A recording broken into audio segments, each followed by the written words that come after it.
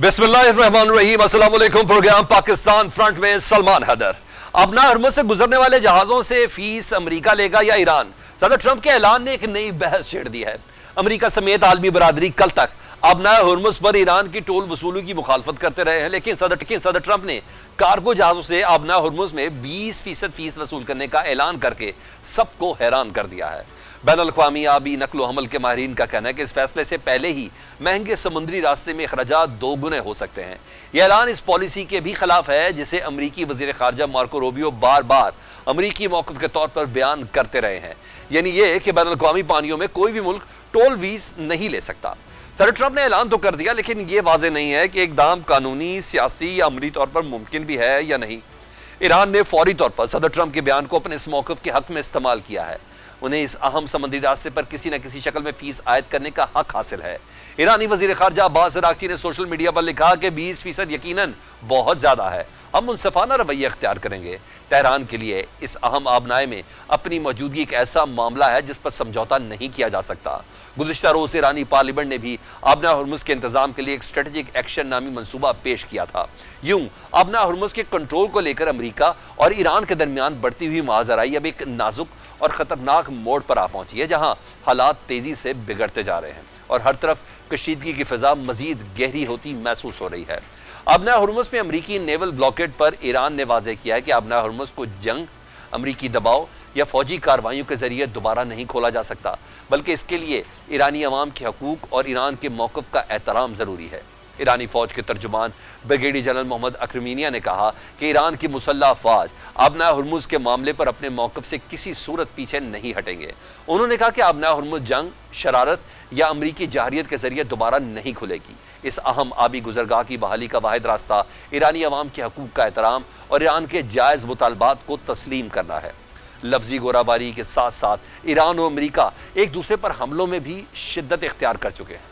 अमरीकी अफवाज ने गुज़िश्ता रोज़ ईरान पर 5 घंटे तक बमबारी की है, जबकि ईरान ने भी जवाबी कार्रवाई में तेल बरदार जहाज़ों को निशाना बनाया है।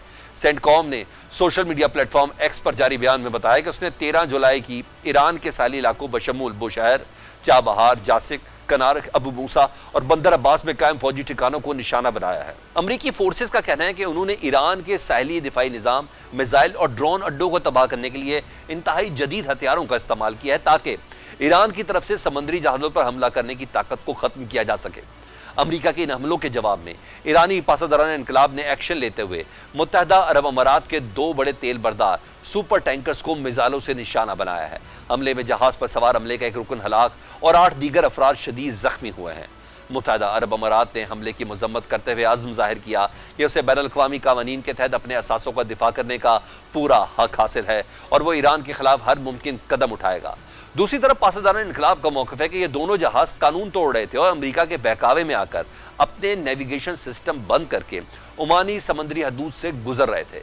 ईरान का कहना है कि बार बार खबरदार करने के बावजूद जब ये जहाज़ ना रुके तो उन पर हमला करके उन्हें नकारा बना दिया गया।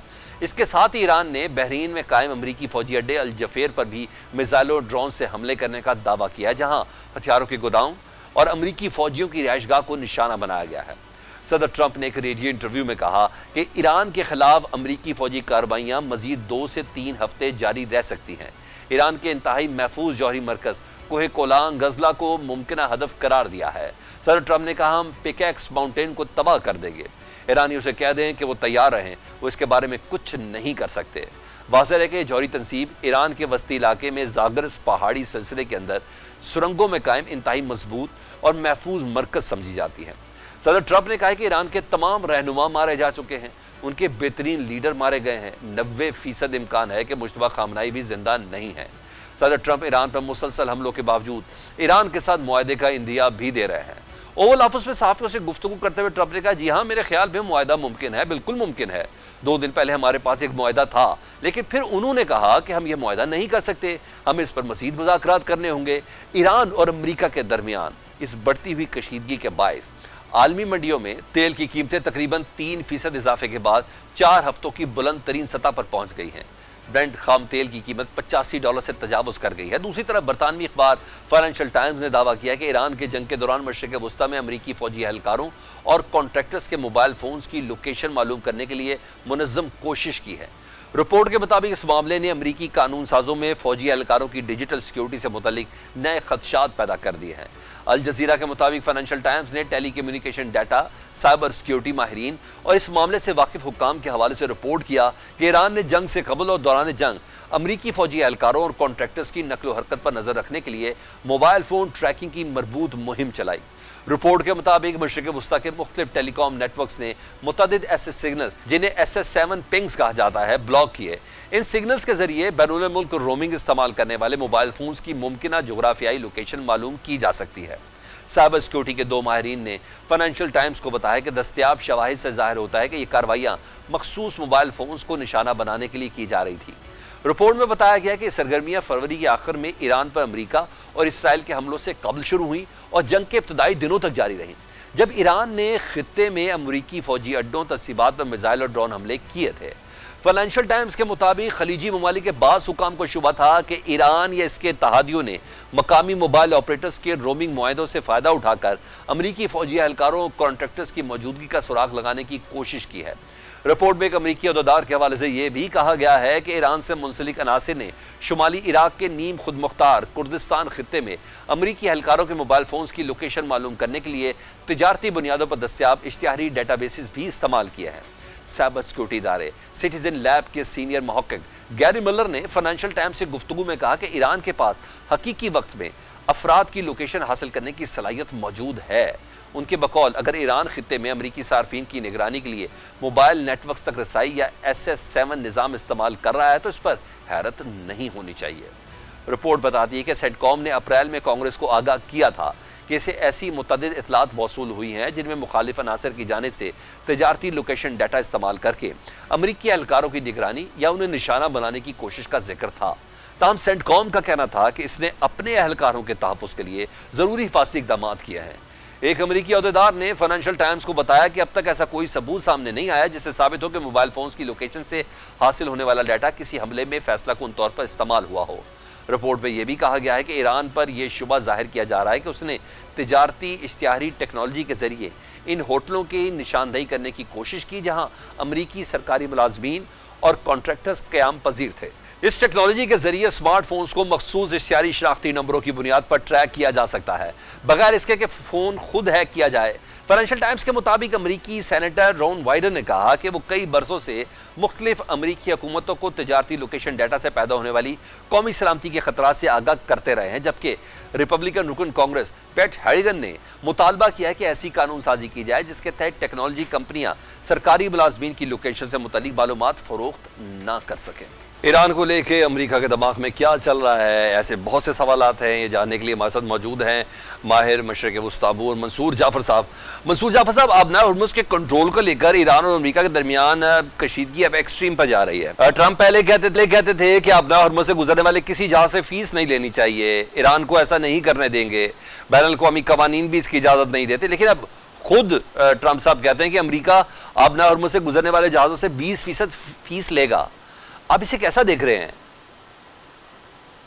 لیکن ڈونلڈ ٹرمپ صاحب جتنی باتیں کہتے ہیں وہ عام طور پہ ممکن الحصول نہیں ہوتی ہیں، لیکن یہ جو بات انہوں نے کہی ہے یہ تو خود ایک جواز فراہم کر رہی ہے ایران کے لیے کہ ایران اگر فیوچر میں چاہے تو وہ اس نوعیت کا وہاں سے ٹیکس یا فیس جو وصول کر سکتا ہے، اور اس کا پریٹیکسٹ وہی ہے جو انہوں نے بتایا کہ ہم وہاں سروسز دیں گے، وہاں پروٹیکشن دیں گے۔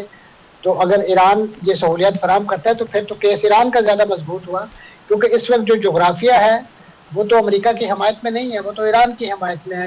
یہ ممکن نہیں ہے ایران امریکہ کے لیے کہ وہ 10,000 کلومیٹر دور سے آ کے یہاں پہ اپنے اسٹیشن بنائے، بیسز بنائے، انفراسٹرکچر بنائے اور پھر یہاں پہ کوئی ایسا ٹیرف کا نظام جو ہے۔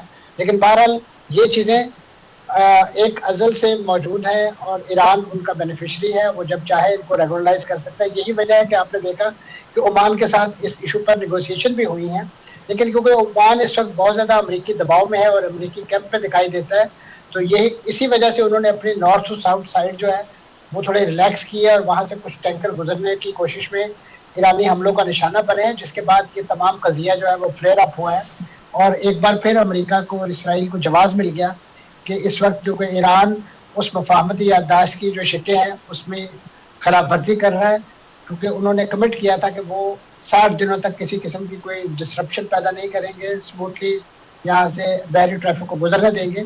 तो इस एक्टिविटी के बाद उन्होंने अपना वो अहद तोड़ा है, तो लिहाजा हमें भी ये जवाज़ है कि हम अब ठीक। रद्द-ए-अमल ज़ाहिर करें। लेकिन जिस तरीके से माजी में अमेरिका का रद्द-ए-अमल कभी भी प्रोपोर्शनेट नहीं हुआ, तो यहाँ पे भी रद्द-ए-अमल जो है वो बड़ा डिस्प्रोपोर्शनेट दिखाई देता है, जिसकी वजह से अब जंग जो है वो खित्ते में फैलती हुई दिखाई दे रही है, और बल्कि खित्ते से बाहर जाती हुई दिखाई दे रही है। लेटली अगर आपने यमन की सिचुएशन देखी हो तो वो इसी ठीक बात है। पर दलालत करती है। और अच्छा मंसूर जाफर साहब, मुझे थोड़ा सा फोर्स ही करें। अमेरिका और इसराइल ने ईरान के न्यूक्लियर प्रोग्राम को जवाब बनाया, जंग छेड़ी, लेकिन अब जितनी भी टेंशन या कशीदगी है वो स्टेट ऑफ हर्मुज की वजह से है। आपको अपना हर्मुज की मौजूदा सूरत हाल को देखते हुए लग रहा है कि ये अब ये मुकम्मल जंग के पेश खेमे के तौर पर आगे बढ़ेगी, ये कशीदगी महदूद रहेगी, जिस तरह आपने कहा कि अब खित्ते भर में फैल सकती है? ये इसका खदशा तो अपनी जगह मौजूद है, क्योंकि आपके सामने है कि इस वक्त जितने बड़े पैमाने पे ईरान ने अमरीकी जो हमलों के जवाब में खित्ते के ममालिक को निशाना बनाया है, ये तकरीबन वही सिनेरियो डेवलप हुआ है जो इस जंग के आगाज़ पर देखने को मिला था कि जब ईरान ने यहाँ पे मौजूद अमरीकी बेसिस को निशाना बनाया, और फिर उसके बाद आपने देखा कि ऑल आउट वॉर, जिसमें ईरान को फिर मुख्तलिफ मराहिल में अमेरिका ने कभी उसके सिविल इंफ्रास्ट्रक्चर को, कभी उसके न्यूक्स को, और कभी उसके मुख्तलिफ जो तेल की ज़खायर हैं उनको निशाना बनाया गया। जो सबसे बढ़ के मैं समझता हूँ इस कज़िये में जो शिद्दत आई, वो जब अमेरिका की तरफ से एक नेवल ब्लॉकेड ईरान के ख़िलाफ़ नाफिज किया गया, उसके बाद ईरान को इसकी सही मानों में इस जंग की हिद्दत और शिद्दत अपने बॉर्डर के अंदर महसूस हुई, जिसकी वजह से उनकी वो तमाम के तमाम तेल की आमदन और गैस की आमदन जो है वो बिल्कुल स्टैंड स्टिल हो गई।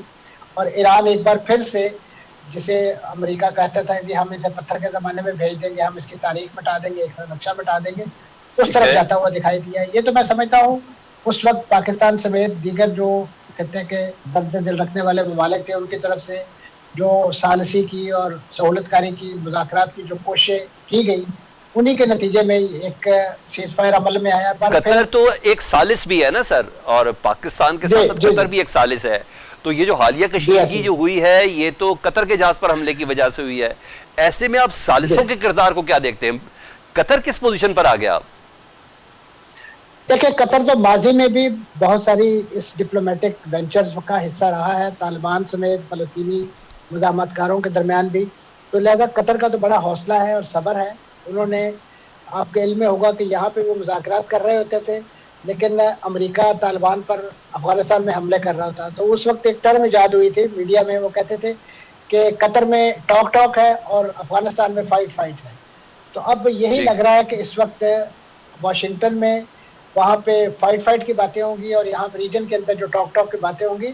तो पाकिस्तान ने तो रोज़े अव्वल से ही, जितना मैं समझता हूँ, इस मफाहमती याददाश्त की शिक वाइज पहरा दिया है। तो अब भी वो इस चीज़ से पहलू तय नहीं कर रहा, ना वो गाफिल है।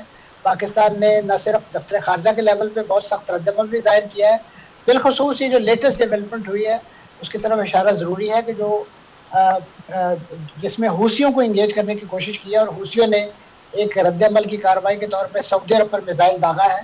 तो ये एक ऐसा, मैं समझता हूँ, अहम नुक्ता है, एक ऐसा टर्निंग पॉइंट है कि जो पाकिस्तान को शायद अपना स्टांस जो है वो सख्त करने या खुदा न खास्ता उसको उसमें तवक्कुफ लाने का बायस बन सकता है। क्योंकि आपके इल्म में है कि पाकिस्तान और सऊदी अरब का वो दिफाई माहदा इस बात का मुतकाजी है कि किसी भी ऐसे चैलेंज की सूरत में पाकिस्तान सऊदी अरब की हर लिहाज से मदद जो है वो करने का पाबंद है। तो ये बात ईरान को कन्वे कर दी गई है कि पाकिस्तान की ये रेड लाइन है, तो लिहाजा इससे अगर आप प्रोसीड करेंगे फर्दर तो फिर नताइज के जिम्मेदार आप खुद होंगे। बहुत शुक्रिया मंसूर जाफर, माहिर मशरक़ वस्ता हमसे बात कर रहे हैं। इधर मुल्की सियासत में मुज़ाकरात और एहतजाज का शोर है।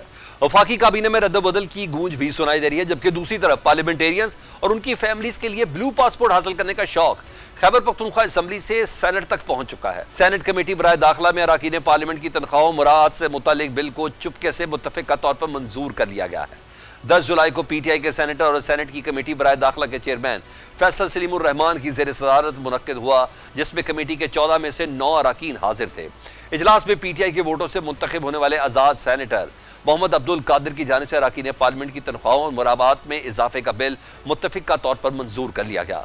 इजलास के शुरका और बिल की मंजूरी देने वालों में पीपल्स पार्टी के सेनेटर शहादत अमान, तलहा महमूद, پلوشہ خان، نون لیگ کے میر دوستین ڈومکی، پی ٹی آئی کے سینیٹر سیف اللہ ابڑو، اے این پی کے عمر فاروق، بلوچستان عوامی پارٹی کی سمینہ ممتاز زہری، آزاد سینیٹر نسیمہ احسان شامل ہیں۔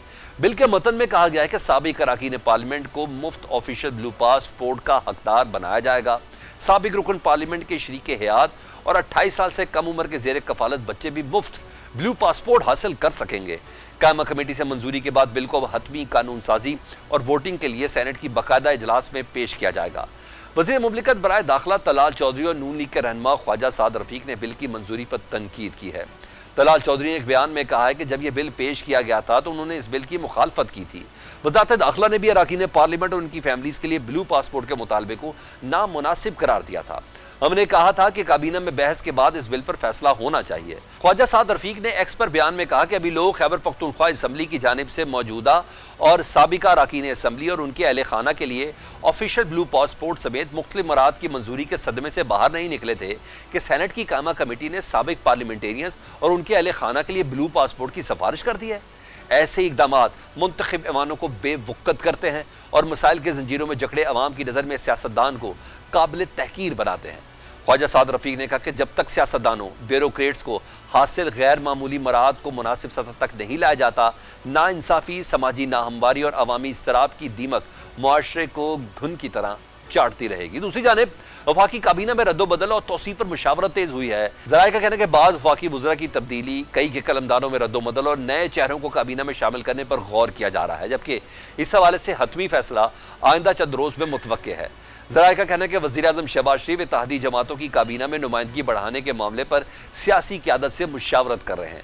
بعض وفاقی وزراء کو تبدیل کیے جانے جبکہ متعدد وزراء کے قلمدانوں میں رد و بدل کیے جانے کا بھی امکان ہے، لیکن اہم سوال ہے کہ کیا تیاری پیپلز پارٹی کو کابینہ میں لینے کے لیے کی جا رہی ہے یا دیگر ناراض اتحادیوں کو خوش کرنے کی کوشش ہے؟ یہ بھی ذرائع بتا دیں کہ وفاقی کابینہ میں نئے چہروں کو شامل کرنے کی تجویز بھی زیر غور ہے، جن میں بلوچستان اور خیبر پختونخوا سے نمائندگی بڑھانے پر غور کیا جا رہا ہے۔ بلوچستان عوامی پارٹی اور ایم کیو ایم کو بھی وفاقی کابینہ میں مزید نمائندگی دینے کا عندیہ دیا گیا ہے۔ حکومت ایک طرف اتحادیوں کو منانے کی کوشش کرے تو دوسری طرف اپوزیشن سے رابطوں کی خبریں بھی گرم ہیں۔ پی ٹی آئی بھی ایک ہی وقت پہ مذاکرات اور احتجاج کی کشتی میں سواری کی کوشش کرتی نظر آ رہی ہے۔ بانی پی ٹی آئی کی بہن علیمہ خان نے 5 اگست کو احتجاج کی کال دے رکھی ہے، جبکہ بیرسٹر گوہر پس پردہ رابطوں سے علیمہ خان ان کے بھائی کے لیے ریلیف حاصل کرنے کی کوشش کر رہے ہیں۔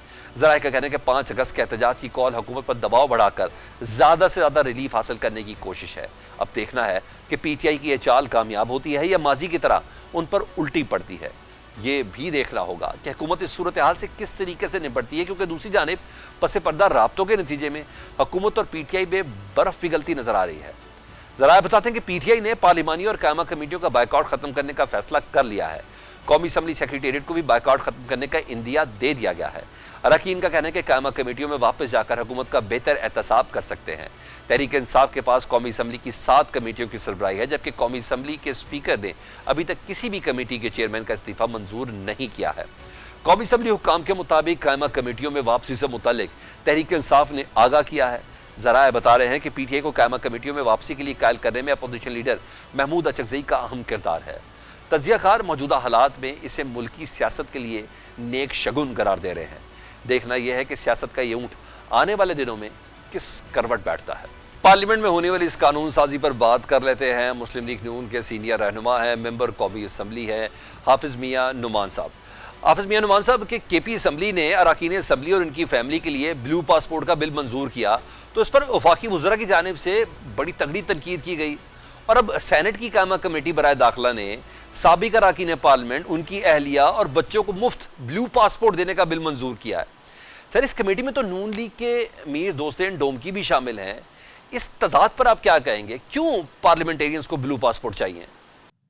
دیکھیں، پہلی بات تو یہ ہے کہ جو کے پی اسمبلی کا جو ایک انہوں نے اپنی قرارداد یا بل منظور کیا ہے بلو پاسپورٹ کے حوالے سے، وہ تو ان کے پرویو کے اندر ہی نہیں آتا۔ یہ تو اصل میں وفاقی حکومت کا کی ایک اس کے پرویو میں آتا ہے کہ ارکان اسمبلی کے جو کام کی نوعیت ہوتی ہے اس حوالے سے بلو پاسپورٹ کا جاری ہونا یا نہ ہونا، نارملی یہ قومی اسمبلی کے اراکین یا جو سینٹ کے اراکین ہیں ان کے اور ان کی فیملیز کے لیے بلو پاسپورٹ جاری کیا جاتا ہے، چونکہ ان کے ایک ریگولر وزٹ ہوتے ہیں آؤٹ آف کنٹری، اور بہت سارے آفیشیل کاموں کے معاملات کے حوالے سے ان کو جانا آنا پڑتا ہے، تو یہ حکومت نے ایک جو سہولت دی ہے وہ وفاقی حکومت کی طرف سے پارلیمنٹیرینز کو، جو نیشنل اسمبلی آف پاکستان کے ممبران ہیں، ایم این ایز ہیں، سینیٹرز ہیں، یہ ان کو ہے.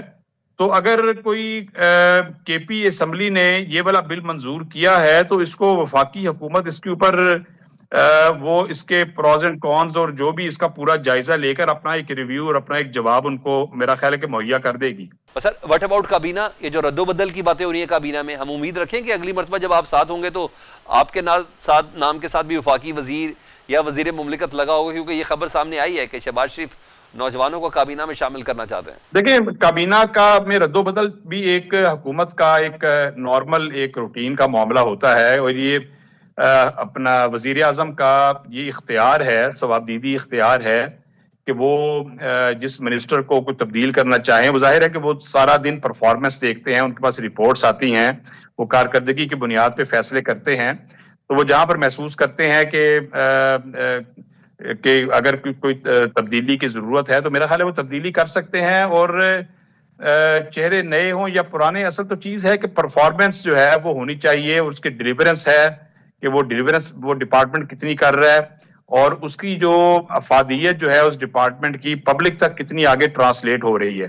تو میرا خیال ہے کہ یہ وزیر اعظم صاحب کا ثوابدیدی اختیار ہے، اور اگر وہ مستقبل میں کوئی تبدیلی کرنا چاہیں گے تو ظاہر ہے کہ وہ کر سکتے ہیں، اور انشاءاللہ تعالی جو بھی تبدیلی آئے گی اس کے اندر بہتری انشاءاللہ آئے گی.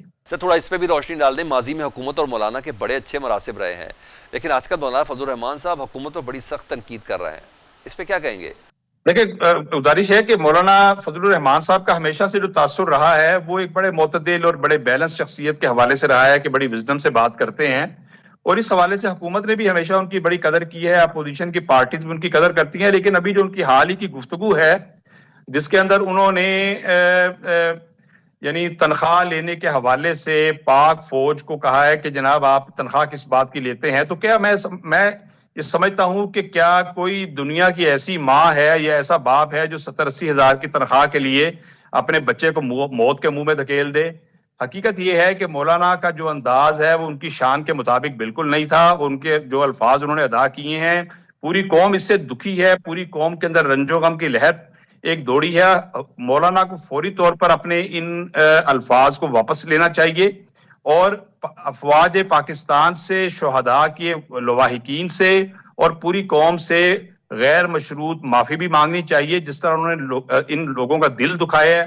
بہت شکریہ. حافظ میاں نعمان، ممبر قومی اسمبلی نون لیگ کے سینئر رہنما، ہم سے بات کر رہے تھے پاکستان فرنٹ.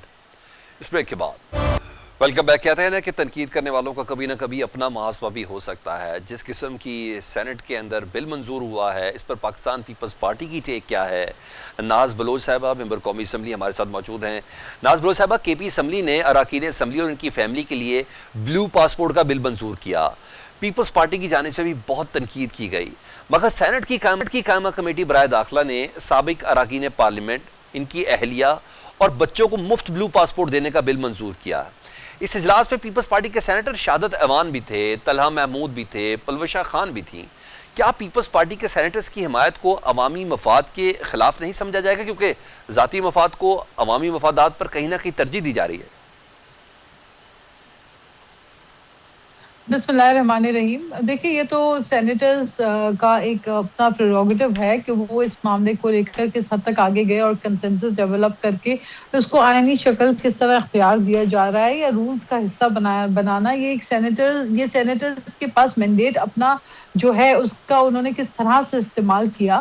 تو یہ پارلیمنٹ کے اندر اگر معاملہ ہوتا تو ڈیفینیٹلی اس کے اوپر میں پارلیمنٹری نیشنل اسمبلی کے حوالے سے اس پہ ڈیبیٹ کرتی. لیکن یہ اگر سینٹ میں یہ معاملہ اٹھا ہے اور ادھر کے ممبران یہ سمجھتے ہیں کہ اس سے جو ہے ان کی ایک جو ہے اس کی شاید ان کو ضرورت ہے، یا جو ایک آفیشیل بلو پاسپورٹ یا ڈپلومیٹک پاسپورٹ مختلف ہوتا ہے، آفیشیل پاسپورٹ مختلف ہوتا ہے، اس کی جو ہے وہ اگر اپنے آپ کو وہ سمجھتے ہیں کہ وہ ان کو ضروری ہے ان کے پاس ہونا، جو ممبران ان कि रिटायर हो चुके हैं सेनेट से। तो मेरा ख्याल है कि अगर सेनेट इसको मजमूई तौर पे तमाम उनके मेंबरान अगर ये फैसला समझते हैं, तो उनको अपना कानूनी शक्ल अख्तियार करने में मेरा ख्याल है इसमें कोई कबाहत नहीं है। और मेरा ख्याल है इस मुल्क ठीक में है। हमारे और बहुत सारे मामलात हैं जिसके ऊपर हमें बैठकर गुफ्तगू करनी चाहिए। इस मामले से मेरा ख्याल है किसी का कोई किसी पे कोई मुश्किल नहीं डाली जा ओके, रही नहीं है और नाज इसके बलोच ऊपर साहबा, बराह रास्त नाज बलोच किसी को साहबा, तकलीफ नहीं नाज दी जा रही। जी बिल्कुल नाज बलोच साहबा, यही कानून साजी तो खैबर पख्तूनख्वा असेंबली वाले भी कर रहे थे, तो उन्होंने भी तो यही समझा था कि उनके लिए ये जरूरी है ग्रीन पासपोर्ट की निस्बत ब्लू पासपोर्ट लेना, तो फिर उस पे आप लोग क्यों तनकीद कर रहे हैं? नहीं देखिए उन्होंने तो let's not talk about that, क्योंकि देखिए बात यह है कि उनका मौकफ जो है वो बहुत ही एकदम ही मुख्तलिफ रहा है हमारे हर हर मौके पर। उन्होंने ठीक है। हमेशा क्रिटिसाइज किया जो है हर ऐसी इश्यूज के ऊपर क्रिटिसाइज किया बजाय उसकी संजीदगी को समझते हुए। वहां पे तो ये भी हमने देखा कि कुछ मेंबरान जो है उन्होंने उनके बच्चों ने इन ऑफिशियल पासपोर्ट को इस्तेमाल करते हुए जाके बैरून मुल्क असाइलम भी हासिल किया, जो पार्लियामेंट में इस बात के ऊपर चर्चा भी हुआ। तो ये वो चीजें हैं जिसके ऊपर मेरा ख्याल है उनका गलत इस्तेमाल करना, तो ये जो एक आपको सहूलत है, इस सहूलत का गलत इस्तेमाल करना भी नामुनासिब है। तो मेरा ख्याल है कि ये खुद ही बहुत से ऐसे लोग हैं, बहुत से ऐसे मेंबरान हैं जिनके पास ब्लू पासपोर्ट्स हैं लेकिन फिर भी वो अपनी जो ट्रैवलिंग है वो ग्रीन पासपोर्ट पे प्रेफर करते हैं जाना। तो I don't think it's such a big debate. ठीक है, मैं जरा पॉलिटिकल थोड़ी गुफ्तगू कर लेता हूँ। वाकई काबीना में एक बार फिर रद्दोबदल की बातें हो रही हैं। वज़ीर आज़म कई बार पीपल्स पार्टी को भी काबीना में शमूलियत की दावत दे चुके हैं कि इस बार कुछ ऐसा है कि पीपल्स पार्टी को काबीना में शामिल किए जाने का कोई इम्कान है? कोई ऐसी खबर है आपके पास? देखिए फिलहाल तो ऐसी बात नहीं है, और काबीना जो है वो एक्सपेंड भी होती है, उसमें से लोगों को फिर रद्दोबदल भी किया जाता है। और जो है इस वक्त भी हम भी वही सुन रहे हैं जो आप सुन रहे हैं। ये इस किस्म की बातें हमें भी सुनाई दे रही हैं कि काबीना में तब्दीलियां आने वाली हैं और मजीद लोगों को शामिल किया जा रहा है, लेकिन वो लोग कौन है? वो उनकी अपनी पार्टी के लोग हैं या कौन है? अगर हमें वजारतें लेनी होती तो शायद हम फिर वो 2.5 साल जो है वो इंतजार ना करते, फिर तो हम वजारतें पहले भी ले सकते थे। ठीक है, अच्छा थोड़ा सा मुझे बताइए, मौलाना फजलुर रहमान साहब और पीपल्स पार्टी में आजकल बहुत अच्छे ज़बरदस्त ताल्लुकात हैं। चंद हफ्ते पहले बिलावल और मौलाना साहब की मुलाकात भी हुई थी, लेकिन आजकल मौलाना साहब हुकूमत पर बहुत ज़्यादा तनकीद कर रहे हैं। इस पर कुछ कहेंगे आप? देखिए मौलाना साहब एक बहुत ही सीजन, एक बहुत ही ज़ीरक सियासतदान है, इस बात में कोई शक नहीं है कि मौलाना साहब की एक सियासी अपनी एक पजीराई भी है और एक सियासी समझ बूझ भी है, और उनकी सियासी जो विजडम है वो अपनी जगह मौजूद है। लेकिन हम सियासी हवाले से इख्तलाफ राय बिल्कुल रख सकते हैं। अगर उनको किसी बात पे वो सियासी इख्तलाफ रखेंगे, पाकिस्तान पीपल्स पार्टी हक रखती है कि उसके ऊपर अपना मौक़िफ़ बयान करे, और अगर बराए रास्त हम पे कोई सियासी तनकीद होगी हम उस पर अपना जवाब देने का हक रखते हैं। लेकिन पाकिस्तान पीपल्स पार्टी हमेशा बहुत ही तहजीब के दायरे में रहते हुए अपना एहतजाज भी करती है, अपनी बातों को अपने ऊपर लगाए हुए एलिगेशंस का दिफा भी करती है, जो कि हमारा हक है।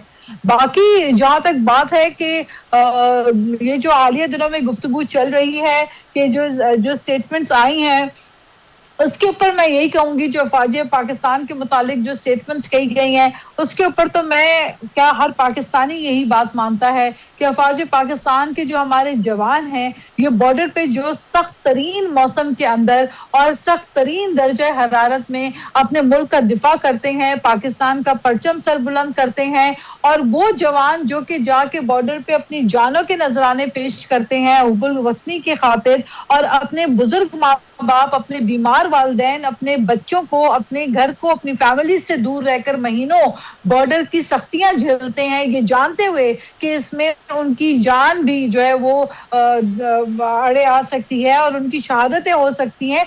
लेकिन फिर भी आप देखें वो जवान जो जिनका जस्ते खाकी जो कि जिनको परचम में लपेट के उनके घरों तक, माँ बाप तक लाया जाता है, तो उन शहीदों के बारे में हमें बात करने से पहले मैं समझती हूँ बहुत एहसास करना चाहिए कि उनकी कुर्बानियों से ही आज पाकिस्तान जो है वो महफूज है। हम अपने घरों में आराम से बंद एसी वाले कमरों में बैठ के 9 to 5 जॉब करने वाले लोग जो है वो अपनी तनख्वाहें लेते हैं, शायद ज्यादा डबल तनख्वाहें लेते हैं। तो हमें कहने का ये हक नहीं बनता अपने उन फौजी जवानों के बारे में जो कि अपनी जान की कुर्बानी इस मुल्क के लिए देते हैं। मेंबर कौमी असम्बली पीपल्स पार्टी के रहनुमा नाज बलोच साहब हमसे बात कर रहे थे। पाकिस्तान तहरीक इंसाफ से भी मुतालिक कई खबरें आ रही हैं, पार्लिमानी और कायमा कमेटियों में का जो बाइकआउट इन्होंने किया है वो फैसला वापस होने जा रहा है। ये सारी बातें बात कर लेते हैं सेनेटर हुमायूं महमूद साहब से। हुमायूं महमूद साहब, ये खबर सामने आई कि पीटीआई ने पार्लिमानी और कायमा कमेटियों का बाइकआउट ख़त्म करने का फैसला किया है, जिसके लिए महमूद खान अचकज़ई साहब ने बड़ा किरदार अदा किया है। कितनी सच्चाई है इसमें, और क्या ये पसे पर्दा कोई मुज़ाकरात का नतीजा है? क्योंकि ये भी कहा जा रहा है कि बैरिस्टर गौहर पसे पर्दा मुज़ाकरात में कुछ हुकूमत से बातचीत कर रहे हैं।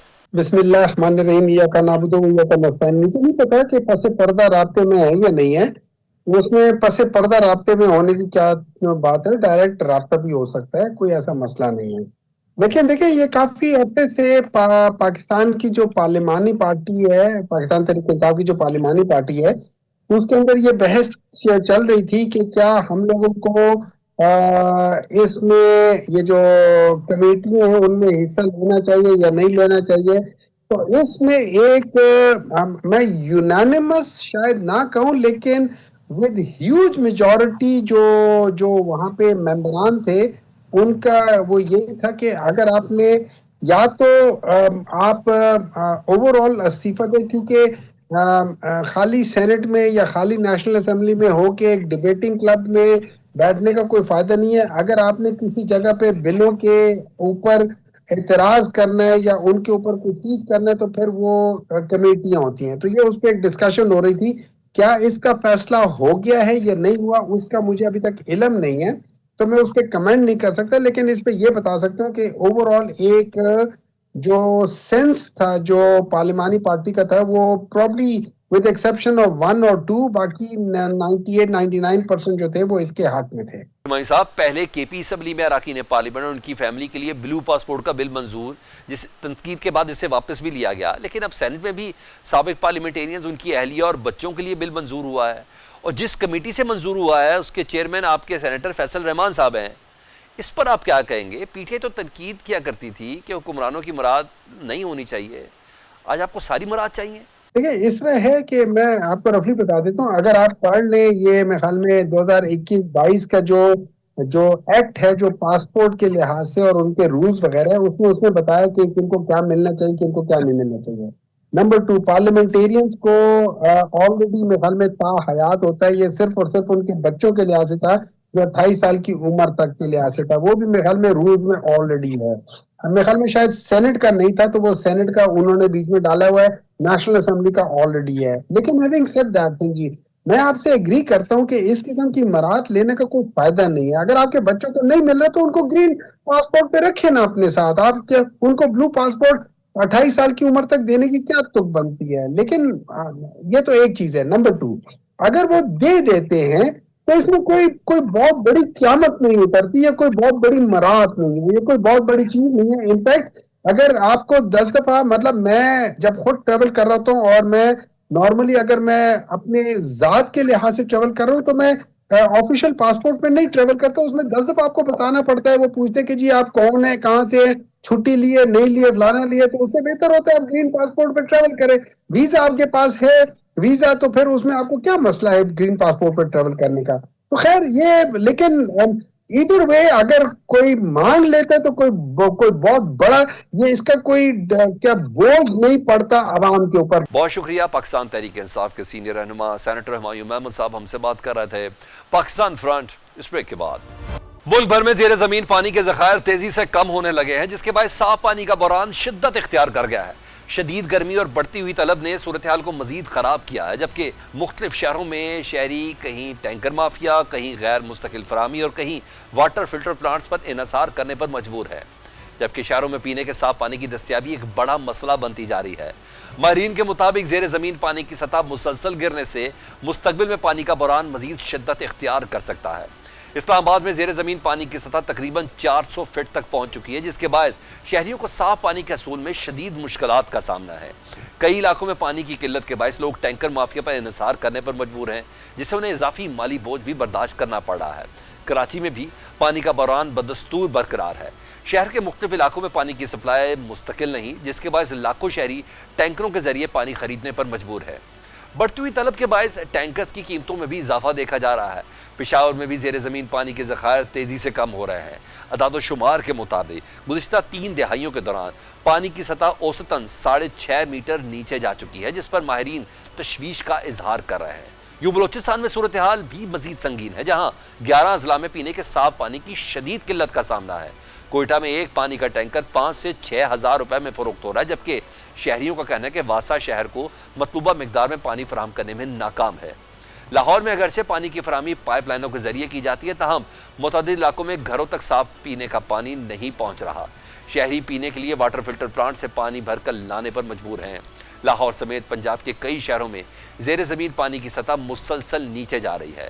ماہرین نے خبردار کیا ہے کہ اگر بارش کے پانی کو محفوظ کر کے دوبارہ زمین میں جذب کرنے کے لیے فوری اقدامات نہ کیے گئے تو آئندہ نسلوں کو پانی کی شدید بحران کا سامنا کرنا پڑ سکتا ہے۔